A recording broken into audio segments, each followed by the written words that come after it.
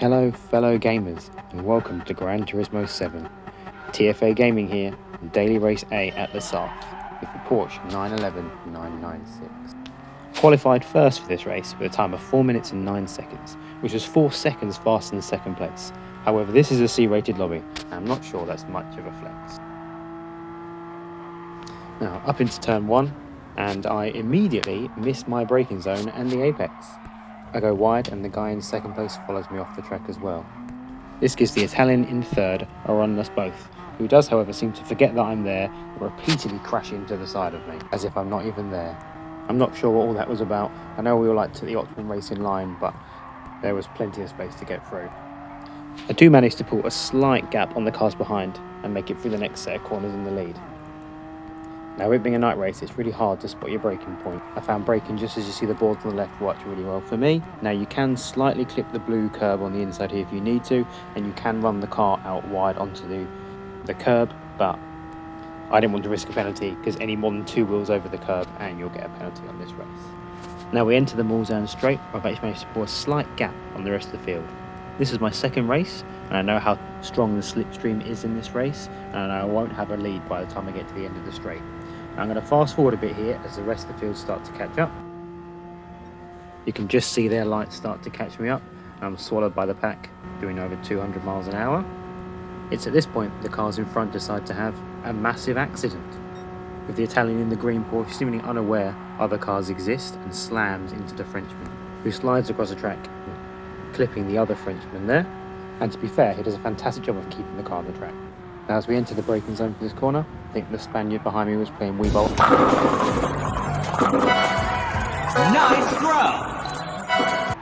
As he hits me and sends me flying into the sand trap, with the rest of the field following me in like a stay at the beach. I did, however, manage to rejoin the track in third. Now skipping forward to turn 12, braking just at the 50 board here, the car in front gifting me second place as they just go off the track. Apparently they missed the fun at the beach at the last corner and wanted to join in themselves.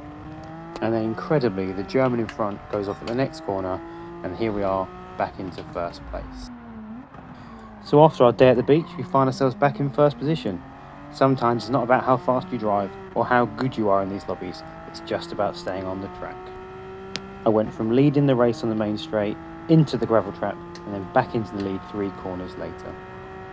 So after all that chaos at the start, I managed to settle into a dominant race in first position. And I'm going to move the recording forward here to the only part of the race where I actually made a mistake, which was here. Well, despite having a massive lead, I ended up cutting the final chicane and giving myself a half-second penalty.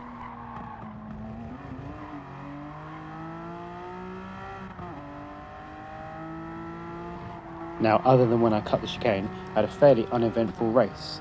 I actually really enjoyed driving this Porsche. Once you get the hang of how awful the brakes are, it was actually quite an easy car to drive. I had quite a lot of fun driving it, and it was really quite fast down the straights.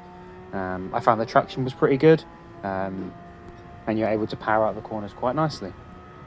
Now just fast forwarding down here to the braking zone at the end of the Mulsanne straight, I made sure that I braked incredibly early so that I didn't throw away the lead that I had.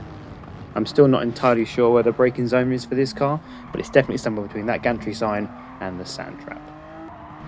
And here we are, coming into the final sections of the lap. I just want to say thank you for taking time out of your day to watch this video.